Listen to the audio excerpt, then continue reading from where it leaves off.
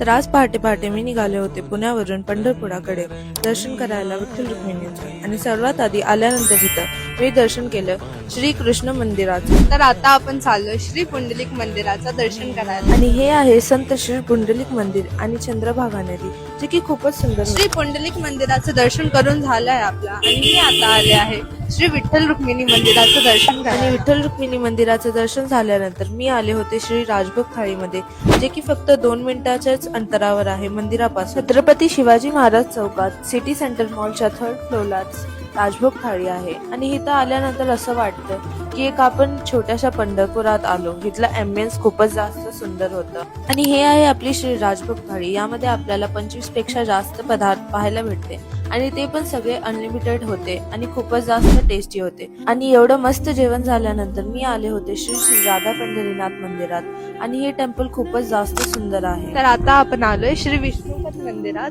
आणि इथलं दृश्य तुम्ही पाहू शकता. किती जास्त सुंदर आपली चंद्रभागा नदी जी आहे ते दिसत आहे.